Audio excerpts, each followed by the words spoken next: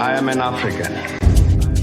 It also moves to our next point, which is I think for about half a millennia, Africa has dealt with a lot of atrocious events and political establishments, from slavery to colonialism, from colonialism to genocide.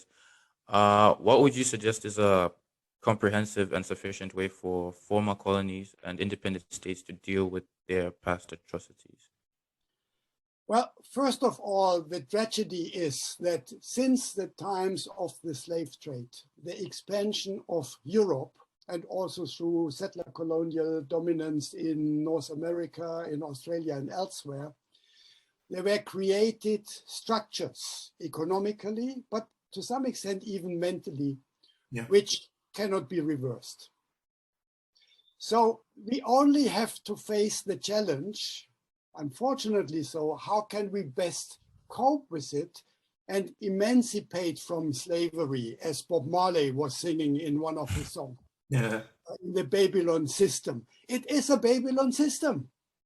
So the challenge is, what can we do to deconstruct the asymmetric power relations, reduce them, and find ways to transform the asymmetric power relations into something which gives a fairer participation and treatment of the majority of the people in this world who have been subject to colonialism and imperialism. The part of that challenge is that there is a global pact among elites. I mean, as you know from other African countries, you have a local elite which is part of that universal system of dominance. They are parasites. They benefit from these unequal structures at the expense of the majority of the population. While on the other hand, of course, also in those industrialized countries of the West or the global North, while citizens benefit from these exploitation systems, which are still functional, they are at the same time also divided into citizens and subjects. We also have people at the receiving end in these countries who actually should be mobilized to fight against those unjust systems. So it's sort of like somewhat of an animal farm type of situation. The liberators have sort of become the cooperating elite, and then there'll be people that will still have to fight through not only the local elite, but also the international elite.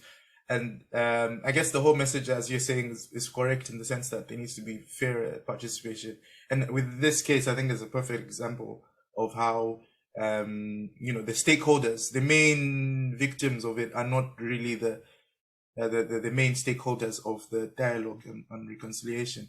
And I guess that's more or less a segue into today. The average age in Namibia, I understand, is around 21. And, you get similar ages across Southern Africa and the rest of Africa, the youngest population in the world. And, it's going to be one of the fastest growing, if not already the fastest growing continent because of its age. And this happened over 100 years ago. So, I mean, from our age, we, as you said, we're born free. Right. First of all, independence, it's quite a distance. So what more the genocide 100 years ago? Why should a young Namibian or a young African really care about these things, the genocide? Because it happened 100 years ago. Sengi, let me start with your reference to George Orwell, because it's not by coincidence that that quote from Animal Farm, that all animals are equal, some animals are more equal than others, is one of the most often repeated quotes when I visit cyberspace and go on Twitter and follow the frustrations expressed, especially by the younger generation of Namibians. And Frantz Fanon's Wretched of the Earth has a renaissance in Southern Africa. And that book dates 60 years back. But if you read his chapter 3 on the pitfalls of national consciousness, it's as if he wrote it yesterday.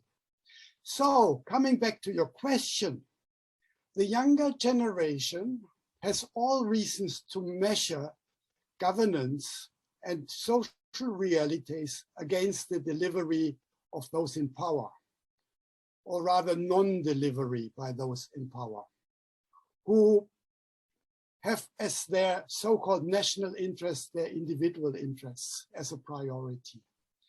And that, of course, leads back to the inequalities and structural asymmetries I referred to already in colonial times. They are no past. Yeah. Colonialism lives on. The Indian sociologist Ashish Nandy called it the intimate enemy, meaning the internalization of a colonial system by those who execute colonialism under the cosmetics of national sovereignty for their own interests. Nowadays, colonial systems in Southern Africa are dominated by blacks in political power. But the systems we have in Southern Africa and most likely in other parts of the world remain colonial systems. Yeah. And the younger generations, and I'm now talking on behalf of you because you are the younger generation, not me. I'm the old white man who makes the point that not all white men are racist, whatever. But you have all reasons to say, what's true liberation? Because you reproduce a system which remains in its substance colonial. Yeah. And that's why also revisiting the history is a matter to know where one comes from, but also to position oneself with defining the goals. Where do we want to go to?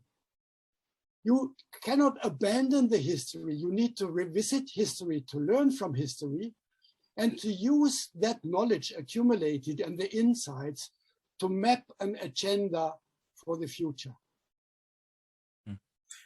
Hey guys, if you liked that video, don't forget to like, share, and subscribe. If you'd like to hear more of this, check out the full-length podcast on multiple platforms, including Spotify, SoundCloud, and Apple Podcasts. See you guys there.